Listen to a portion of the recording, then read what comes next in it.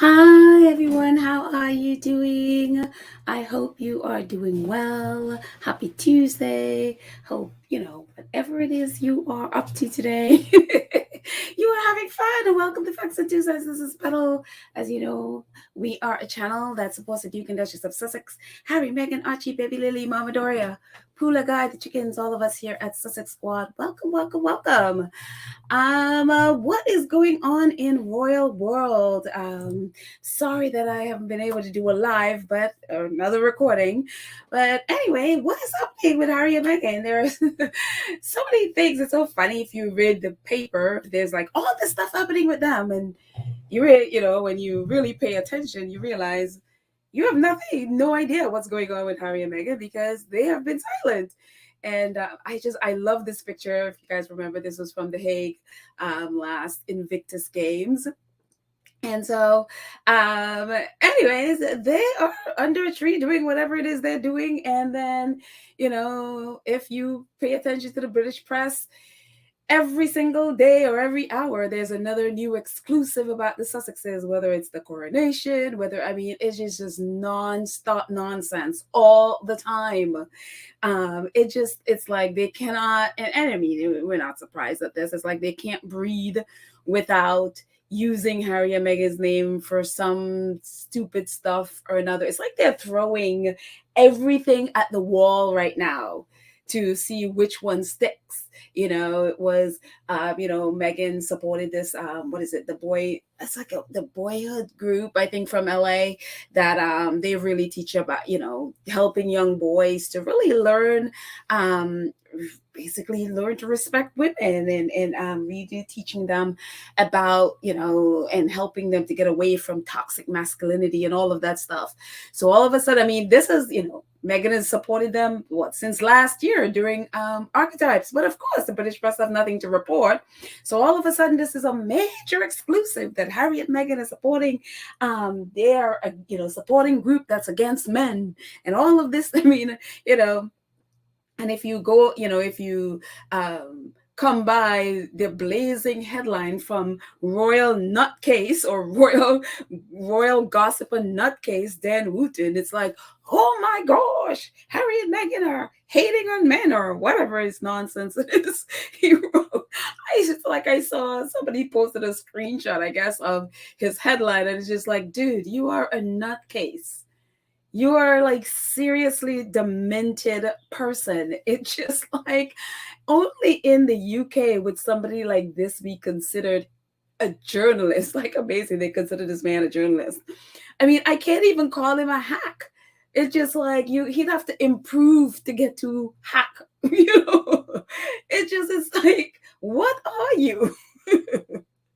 It just is crazy. And so now they're on to, I just saw a few minutes ago, now they're on to challenging Prince Harry's visa because in Spare, and in interviews, Harry talked about drug use. And apparently there are certain visas that where if you admit to drug use, you shouldn't be admitted into the US or something. So of course, the Daily Mail has picked that up, and now people are asking lawyers, and some lawyers are like, well, no, that she should not have been allowed in the US. And some are like, unless there's a crime committed or he was charged or something, there's not a big deal. And so obviously the right-wing press has picked it up. And so, they'll run with it because obviously there's this whole thing with Donald Trump, that he may or may not be indicted. And so they would look for anything to try to distract from that. And, they're useful. The person that the right-wing press tries to, use for their culture wars that they always seem to incite is Harry and Meghan. So same thing with the US is the same. The UK is the same thing with the US. It's like the right wing media is just they're just one and the same. It's like a bunch of people that are just, I'm like, y'all are just the most miserable group of people that I've ever come across. And the thing about it is a lot of people lump them as like, oh, they are the Christian, a right wing Christian, and it's like, no, these people have nothing to do with Christianity. They are hateful, miserable, despicable, racist people. They have nothing to do with Christianity at all. But a lot of them profess to be Christian, and so they basically blaspheme God's name with their racist, hateful behavior. And so, of course, now they're like trying to get, contact the, I guess, the State Department or whatever to get a copy of, Harry's visa application to basically attack him, because he said, he used drugs.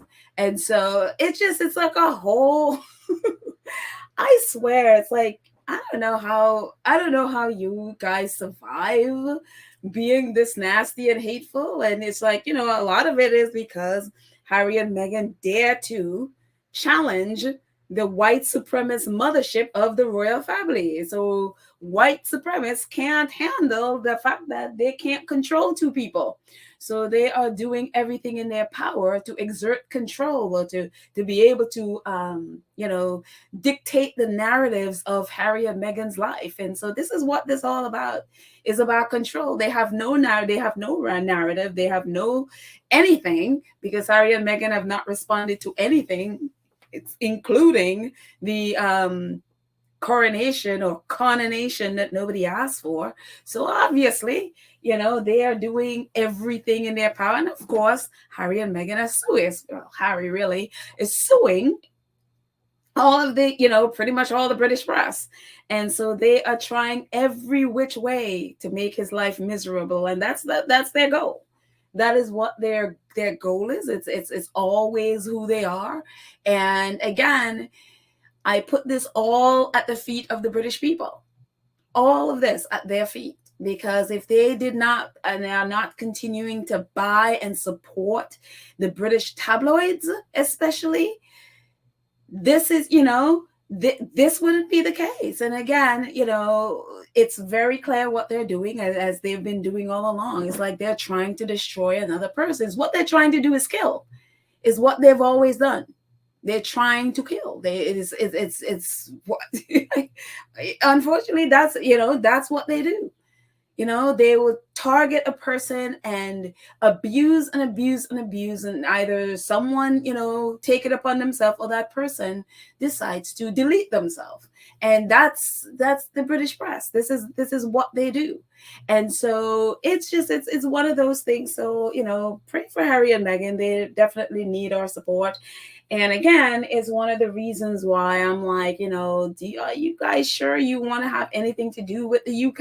Are you sure you want to have, and I know it's Harry's country, and I know that, they are his people and he loves them. But this is just, I've said this for, a couple of years now. I don't know that these people are worth it. I really just don't know that these people are worth your time. And unfortunately, it's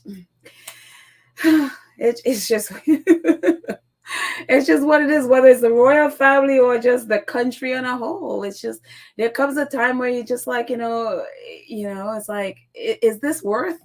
Is it worth my time? And for Harry, it is, because for him, because it's like, it's his country and his people. So, your heart loves what it loves, or who it loves. But, so definitely pray for him and pray for them, because, and I hope that the State Department just don't even respond to these reporters. And, and again, not just the British press, the American right-wing press are on this as well. And so I just hope that they don't give them any ammunition to attack the Sussexes. So, we'll see. But anyways, moving on from that, again, much prayers for our faves to be able to withstand this nonsense. And so, yeah. Moving on, I saw this really cool review, and I'm so glad some people actually really just discovering Lift the Lead. And, hey, it's on Netflix. You discover it when you discover it. But I'm so happy that people are getting such great things out of it. And, I saw this really great review from the Harvard Crimson. And it is really awesome to see, and I think Harvard Crimson is like from, I think, Harvard University. And I guess this is probably their their college press, I'm assuming. And so it is, I just thought it was really, really cool. And so this is some of what they said about Live to Lead. And it says Netflix docuseries Live to Lead is a spark of inspiration for Generation Z. Is a spark of inspiration Generation Z needs right now, and a must watch for anyone interested in moving mountains in the realms of social justice. Created in honor of Nelson Mandela and his commitment to battling for real change in the world around us, this work was created by director Jeff Blackwell of New Zealand.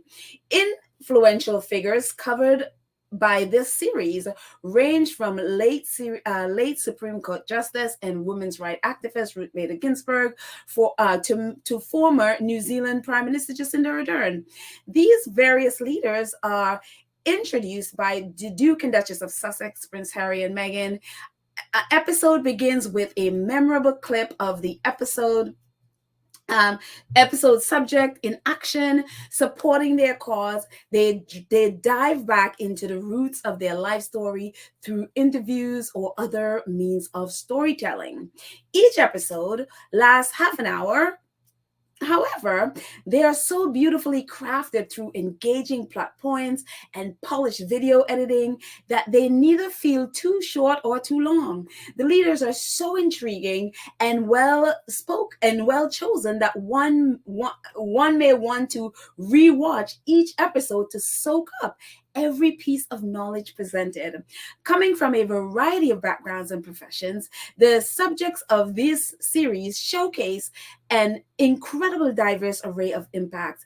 There has to be at least one episode in this documentary that speaks to any kind of viewer with any kind of passion.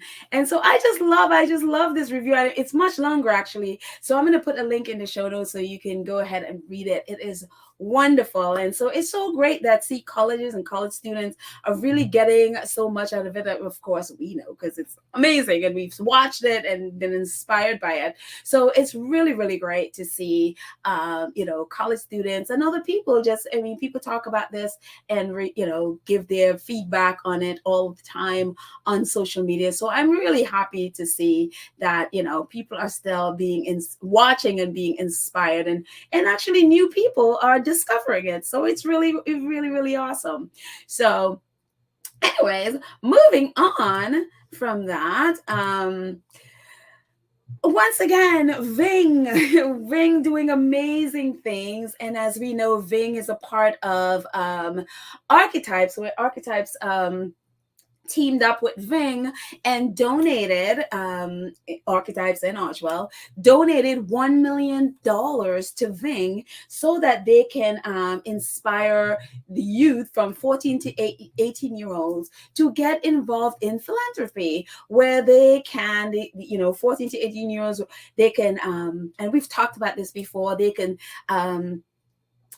submit a woman. And again, I've also seen single fathers be on this as well, where they nominated, even though it's, about changing women's lives, but nominate a woman that they think is, really can use $1,000. They may be going through a difficult time, a difficult period in their life, and they could really use $1,000.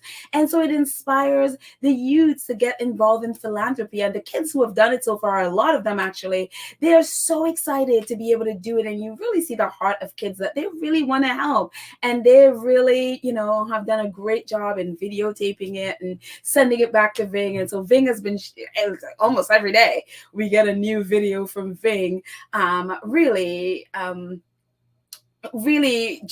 supporting these women, and they're getting, being excited to be able to get $1,000 to be able to help them. A lot of people are suffering from, financial insecurity right now. And so this has gone a long way to helping them. So this is the latest what I saw in Ving. It says, Maya went above and beyond to advocate for Lakeisha. We love this fantastic Ving. Maya truly took the weight off Lakeisha's shoulder. Do you know someone who can use a gift? Submit a 2-minute video today and you can be a Ving you could be giving them $1,000 next. And so this is her and Lakeisha, and she talked about Lakeisha just doing, she's such an amazing person, and but she's going through a difficult time, and so she was able to nominate her and award Lakeisha, who's very thankful, giving her a big hug on the right there, with $1,000. So again, if you have a 14 to 18-year-old, the link will be in the show notes. Definitely pass that on to them so that they too could, nominate someone in their community that can really use this $1,000 to be able to help them in some way. So again, thank you, Megan, and thank you, Archetypes, for this incredible donation. What else is happening? Oh, you guys remember Melody Hopson, of course. Melody, as we remember from the Deal Book interview or session with Meghan. And also, she was also on Archetypes with Meghan. And she's also a coach for Meghan. So she's a mentor. Meghan says she's also a mentor of hers. And so she is the CEO of Ariel Investments. So Ariel Investments posted this today. Our co-CEO Melody Hopson is joining Baron Online at Rish Macapadia, I don't know who that person is, for a Women History Month conversation about top money lessons in today's economy, how to become more financially literate, and how to create change at the top. And so so I guess it's Reshma Kapadia. There you go, Reshma Kapadia. And so, sorry, Reshma, I completely butchered your name, Reshma Kapadia. So she's going to join her for this session about money. So you can go on if you'd like to. Melody is just a genius with finances. And again, she's the CEO of Ariel Investments. And so if you're looking for some financial help in some way, and you think you can, get something out of this, definitely, I'm going to put the link in the show notes. So definitely you can go in and sign up to listen to and hear. She's going to be doing it, but there are also other people as well. That's part of, I guess, a series of talks about money and money lessons and stuff like that. So if you think this could, is helpful to you, I thought it was interesting. So definitely I will put it in the show notes. So thank you, Melody. I love her. She's such a great lady. And, Meghan, I know, love her because, and she's an incredible I say coach, but mentor. I guess it's a coach as well. It's a mentor to Meghan. So yeah. But she is an amazing lady. And she is also on Spotify. I think it was the B Word episode of Archetypes. So if you haven't watched that or listened to that, I actually will put a link to it's probably actually, no, probably not. But I will put a link to it in the show notes so you can listen to her on Archetypes. So yeah, she was amazing. Absolutely wonderful episode on Archetypes. So I will put a link to that there as well. So thank you, Melody. And moving on, we're gonna jump over to the pond for a second there. And before I do, let me move my I'm going to move my banner. And if you have not subscribed to our channel, go ahead and do that. If you're new here, definitely subscribe to our channel and click the notification bell. It's right at the bottom of this video if you're watching it. And so subscribe, click the notification bell so you know when we drop a video. So the rest of it, I'll talk about it later. But across the pond, this is one of the things that's happening. As we know, King Charles's coronation tour is happening. And so the constant trying to con people into giving them stuff. And so this dropped yesterday, and it has been not getting a positive response at all. Thank you, people of the UK, finally waking up to the nonsense. This dropped.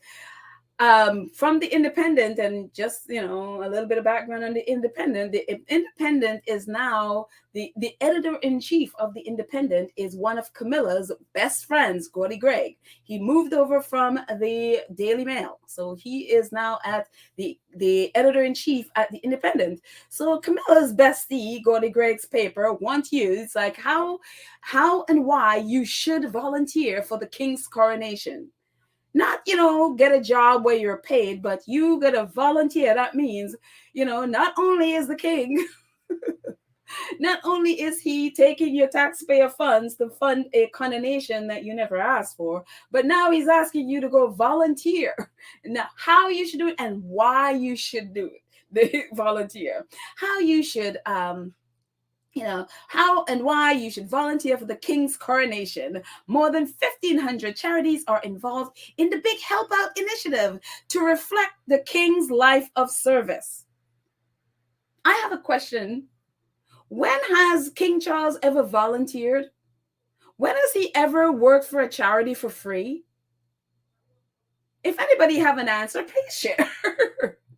Because when has anybody in the royal family actually volunteered for free or, donated their services to anyone for free? But no, King Charles, not only is he taking your money to fund a coronation that nobody asked for, but now he wants you to work for free, to reflect his life of service. No, his life has always been paid, to the tune of the royal family getting over 100 and something million pounds per year for a life of, waving and smiling and cutting ribbons. When has any of them ever volunteered? Donated their services for free? Never. But anyway, it goes on in the article, says Britain are being encouraged to take up hundreds of thousands of volunteer roles, highlighted as part of the coronation celebration, aimed to reflect the sector's central role in the UK's national story. The initiative is formed part of the King's coronation, with people encouraged to either lend a helping hand on the May 8th bank holiday or arrange another opportunity to volunteer their time and skill. The Minister for Ceremonial Events, including the coronation, Stuart Andrews, said the Big Help Out will shine a spotlight on the power of volunteering to help our communities. It is a tribute to His Majesty, the King's lifetime of public service, and a wonderful way to begin his new age. So this is all about Charles. Not necessarily about the charities, whatever. It is all about Charles to reflect his life of service and to begin his wonderful new age. And the thing that really galls me is at the bottom, the BBC and other outlets reported it. Big screen TVs to show King Charles III's coronation. The Department of Culture, Media and Sports said it had made more than £1 million available for screens showing the coronation across the country. That's right. Apart from taking all that millions for a coronation nobody asked for, they are setting aside another £1 million for large screen TVs to be around the country so that they can watch the coronation. That £1 million, how many volunteers they could have paid to go help out charities? How many do you think could have benefited from that £1 million that they're using to buy large screen TVs? How many of that money could have gone into the pockets of people who can't feed their families right now, who can't heat their homes, who don't have money for travel, who can't buy gas? Organizations that have had to close down for all these different reasons.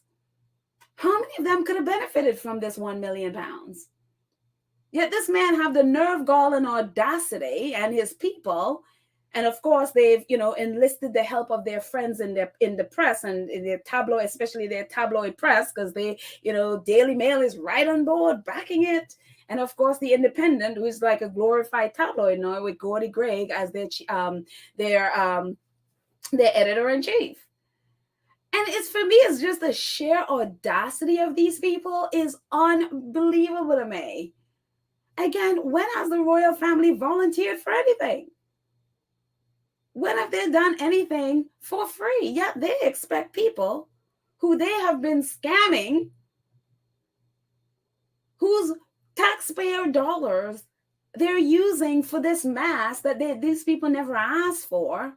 They're asking them now, not only are we going to use your money, but now we expect you to go out and work and, donate your time and skills and your talent for free.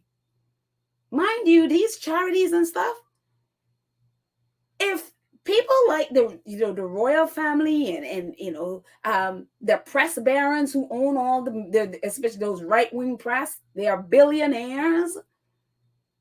If they were to pay their fair share of taxes, a lot of these charities didn't need to exist, especially food banks.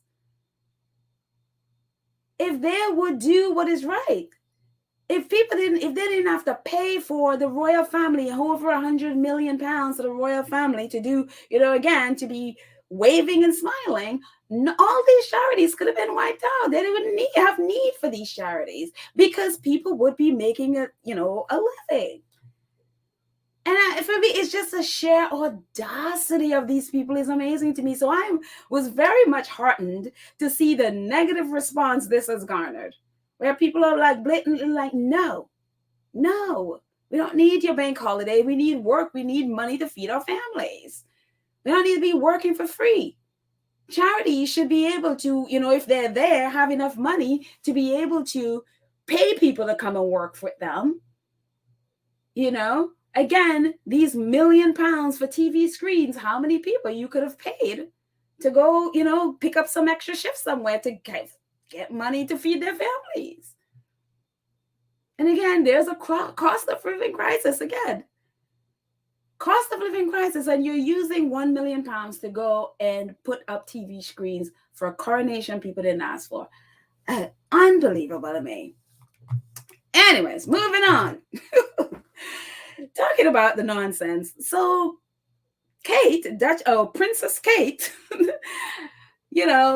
think the last time we heard about Princess Kate and her early years childhood stuff was the last time she reinvented herself. And so she had this whole, I think, shaping up campaign. And people are like, okay, how many times are you going to reinvent this thing? You've been at this for 10 years. So today, apparently Princess Kate is meeting, business task force for early years, for early childhood, with inaugural meeting in the city. So she is in the city of London today. Yes, that same place where they do all that money laundering stuff. Yeah, that's where she was, meeting business people. And again, I'm not saying she's involved in all of that. I'm just saying that's where the city of London is. That's where her meeting took place. So she met with apparently all these business leaders there to bring them into the early childhood things. So they put out this press release, I guess. Princess of Wales will host the inaugural meeting for her business task force for early childhood on Tuesday, which is today, at NatWest headquarters in the city of London, where they will discuss early childhood, why early childhood is so critical for business. And a little bit more of it, it says the creation of the Business Task Force for Early Years follows the launch of Shaping Us, a long-term campaign spearheaded by the Princess of Wales. The campaign aims to transform the issue of early childhood from one of scientific interest to one of the most strategically important topics of our time. The campaign also aims to highlight that all of society has a role to play in building a supportive and nurturing world around children and those who care for them, which is fine. I have no problems with any of this stuff. I mean, it's fine. It's, I am about children. As long as children are taken care of, I'm all for that. My thing is with this whole thing, today she's meeting with all these business people and bringing them into the fold and trying to help them to see supporting their employees and supporting with either the kids, their social well-being, their mental health well-being, and all of that stuff. And that's great.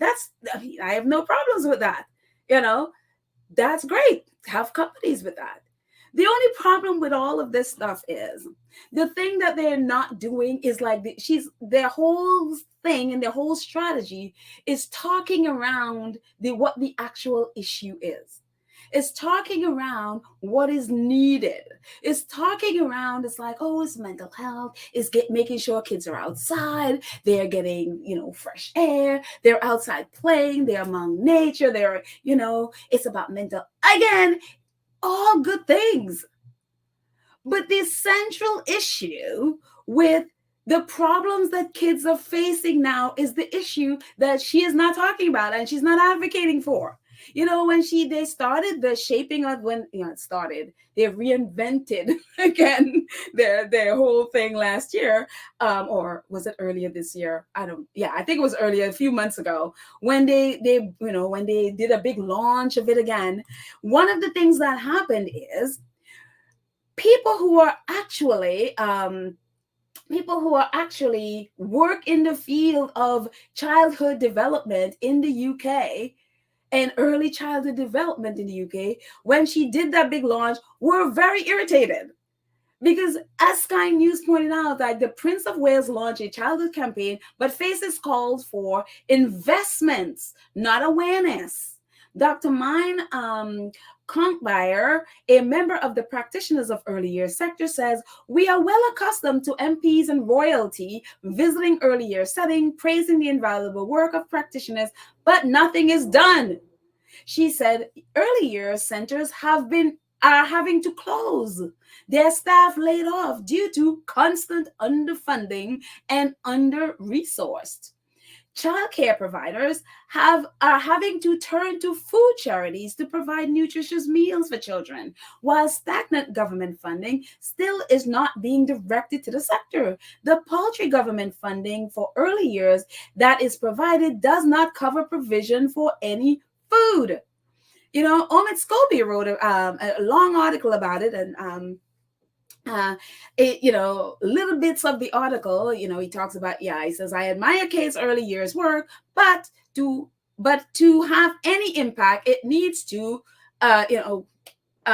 basically go beyond, bringing awareness. I think my Omid Scobie, his name sort of blocked what the actual title is, but basically what he said, it needs to, in order for it to have impact, it needs to go beyond awareness. And a little bit about what he wrote in the article that somehow didn't all come out right in my little thing here. It says, couple of clips from the article says, budgets for preemptive services for children in the country have been slashed by more than £400 million since 2015. And 4,000 early childhood care providers have shut down in the last year alone due to chronic underfunding. Cuts have also seen closures of children's centers nationwide, despite the fact that they help prevent more serious social interventions at later stages in childhood. Britain's social care system, which is already on its knees, estimates that over 15,000 young people will be taken into care or foster care over the next 3 years. 15,000 kids might end up in foster care. For Americans, it's called foster care. And because the basic need money. They need money. It's underfunded. And all the programs that are there that were set up for this very reason is they don't have money. So they're having to lay off people and shut their programs. So if you don't have the program, you don't have the money, you don't have the programs, you can't have the staff or none of those things. So no amount of raising awareness and, yes, you need all of those things, and you need mental health care. You need to be able to provide, a social climate that your kid will be able to thrive in and all of those things. But it's a little bit impossible when you don't have money to even feed your kids. when you don't have money to fund the programs that the kids need. You don't have money. All these programs are cutting. And Kate is at these things where it's like, oh no, we are reinventing this, and this is going to, my program is going to make sure that it's, the most important thing to businesses. That's great, except all of those things existed, and because there is no money, they're all being closed. So unless Kate is going to start advocating for money, which I'm hoping that with the big businesses that she has, convened for her meeting, that is part of her thing, is basically, advocating for them to fund programs, for them to invest their money into it. And so it's one of those things. And if you read like the things around it, about the meeting or what the program is about, nobody is mentioning money. money. That's the thing. Instead of like, this is where, again, she should be fundraising for these charities. She should be out fundraising, doing the hard work, instead of sitting around, let's do meetings or whatever. That's fine. But as long as you are raising funds for these organizations, as long as you are getting, commitments from these companies to donate money to these charities, unless you are, going again, to the government and advocating and lobbying them for money for these charities, then all these meetings is just stuff to make you look busy. And the funny thing with all of this stuff, after the Dr. Mine and and others who are in this field called her out because for the raising awareness stuff and not really advocating for money and investments in these programs so that they are there. So, when the kids need it, they're there. They called her out when the same day she, initiated this program. And they were very clear about what the need is. How did Kate respond? This is how she responded. Faces are baby's best toys. On Tuesday, we launched Shaping Up to raise awareness for the vital need in our early years play our early years play in shaping the rest of our lives. And she posted a picture of herself. And then it goes on to say, this weekend, we'd love for you all to spend time with your friends, families, colleagues, and communities talking about your early childhood and how they've shaped your lives. I hope you all consider joining me in sharing pictures of yourself before the 5th birthday to help with those conversations and to share some smile and memories too. Yep, that's it. Post a picture of yourself on social media, which a lot of people did. I actually went through. It was very cute. The pictures are all cute. There are pictures of themselves as babies before 5 years old. Even this picture is a cute picture. I guess this is of her when she was, before 5. But the thing is, when she launched that program a couple of days earlier, the very clear directive was, we need money. We need money. We need advocates advocating for money. We need y'all to lobby the government, whatever you need to do to get us money. We need to start a fundraiser to get money for these programs. Kate's response is, faces are baby's best toys. Post a picture of yourself. That's been it. That's been her whole answer to, we need money.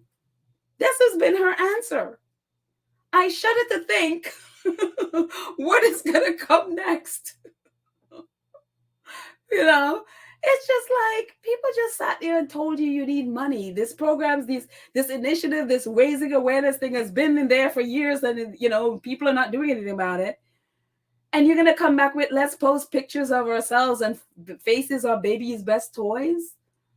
And so it's like not paying attention, is not listening. It's like she's in this bubble of, this is what I think you need. Never mind, I'm not in that situation. Instead of listening to what the actual need is and responding to that need, she's just like, oh, well, let's post some pictures of our faces, of baby pictures, you know? And again, look, if she is able to get these companies to donate and be able to invest in these organizations, great. Again, I'm all for kids having everything they need. I don't care who it is that gets the money to get it done. If she is able to do it, if she is able to get them to invest in these programs and donate money to keep some the programs that are still there going, and maybe get back some of the programs that have had to shut, including some of her own patronages, you know, if she can get them to invest to do that, great. Because why? Kids are going to benefit from it. But if she's not there to get money, then just stop, because this is just literally wasting people's time, and you're being a hindrance. This is just doing stuff to make you look like you're doing stuff, you know? So it's just, again, they're like literally just talking around the issue. They're talking around. It's like poverty is the issue. Poverty. Deal with the poverty. That's what you need to deal with.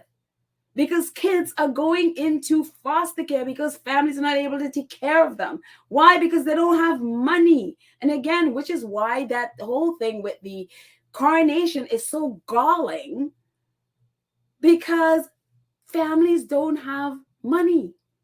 This is the issue, money. And so I don't know what it'll be, what it'll take to get that through to somebody there, but you know, who knows? But anyways, moving on from their mess. Come back to the US. I saw this picture, away from their stuff. Oh, I saw this and I was just like, oh.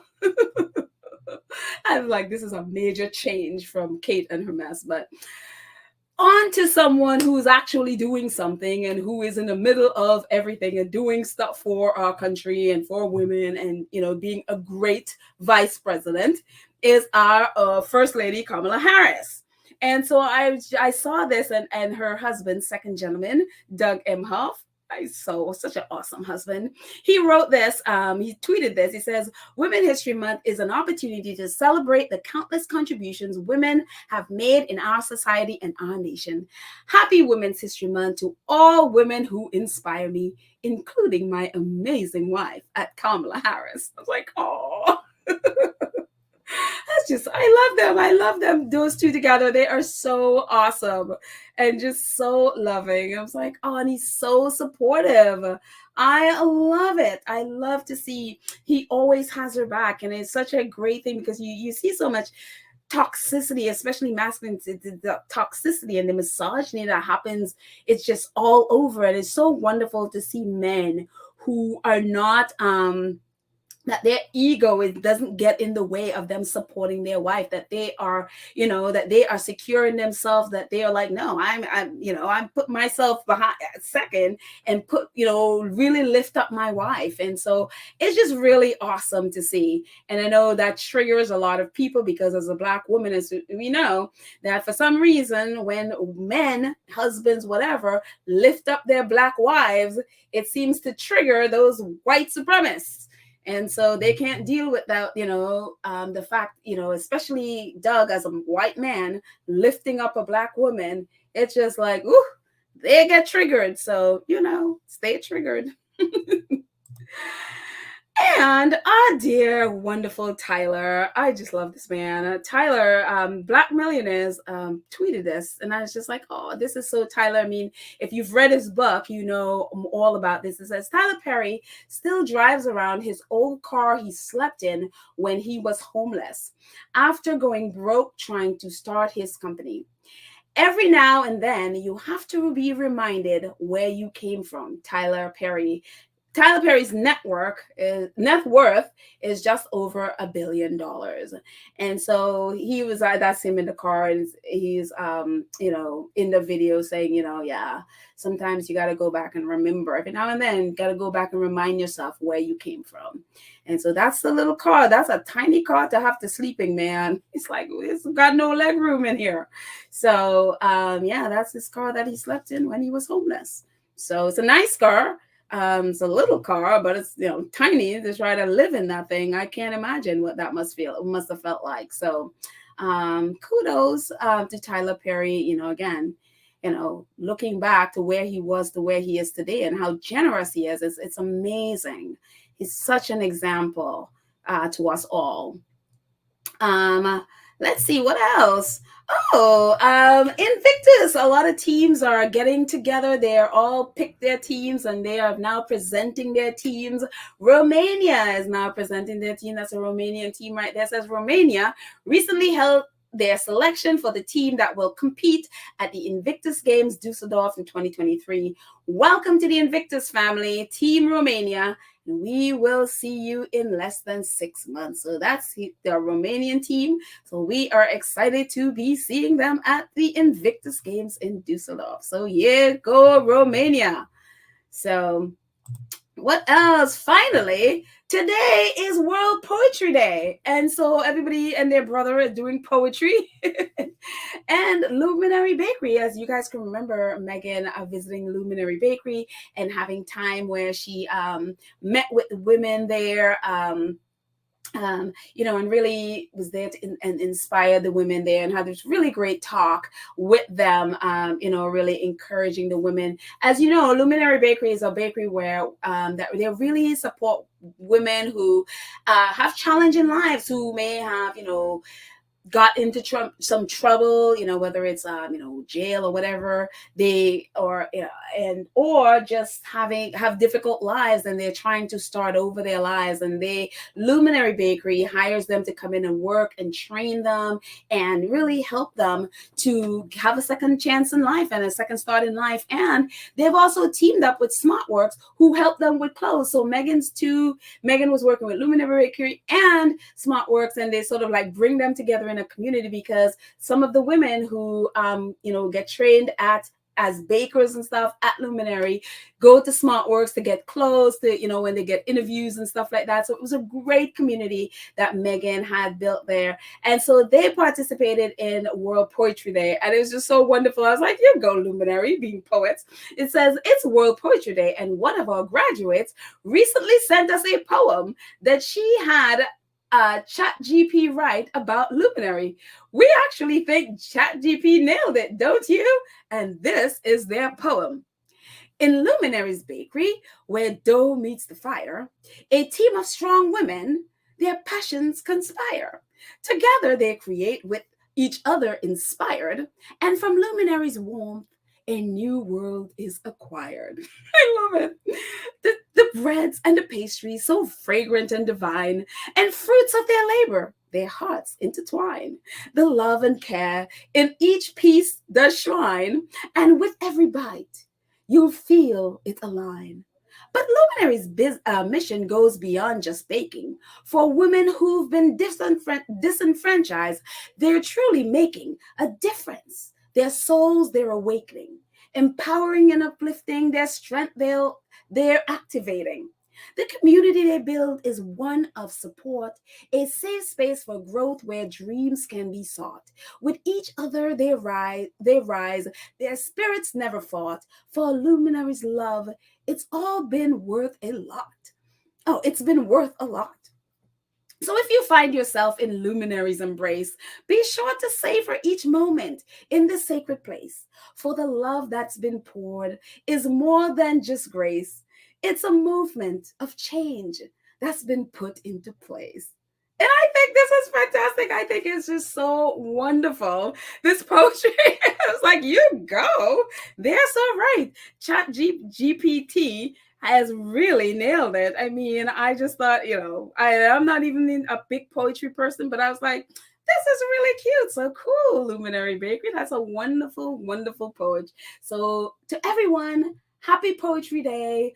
Whatever, if you're writing poetry, reading poetry, whatever you're doing to celebrate, or just, go ahead and peruse Luminary Bakery again and see, and read their poetry. I'll put a link to it so you guys could, you can have it. But I just thought it was really cute to end with. So, but anyway, that's it. ending with a bit of poetry. Thank you so much to our awesome moderators, Lydia Churchnelli, Karen M, Cookies and Cream, who will be on, either all or some will be on when I post this. So thank you in advance for your amazing work keeping our space safe. Thank you to our awesome 2 Cents crew member who support the channel on a monthly basis to make sure that, to help us do what we do here at Facts and 2 Cents. And these are our other 2 Cents crew members. Thank you, thank you, thank you. And also to our Gold Star supporters who support us, you see in the chat, who donate either, or get super chats, super thanks, super stickers, all of it. Thank you all so much for your incredible support. Thank you to those of you who support us via PayPal or Cash App. That is amazing as well. Or to those of you who, get merchandise or any of those things, I appreciate. Thank you, thank you, thank you. Thank you so very much. And if you're new here again and you haven't subscribed, go ahead and subscribe and click the notification bell. It's right at the bottom of this video. Click the notification bell so you know when we drop a video. And please like and share this video. Help us to build our channel. Help us to, get bigger, faster, so that more people can know about our facts about the Sussexes and our 2 cents worth of opinions. So and if you're able to join the channel, again, you too can support the channel on a monthly basis. And if you're a 2 Cents crew member, jump to your community page and vote for a book. I'm closing it at the end of tonight, so definitely vote to make sure. I think we have 2 books that have tied, so we need a tiebreaker. So definitely jump over there and vote for your book for the next 2 Cents Book Club, which is coming up April 22nd. So thank you guys again. I love you all. Have a great day, and I will see you next time. Bye.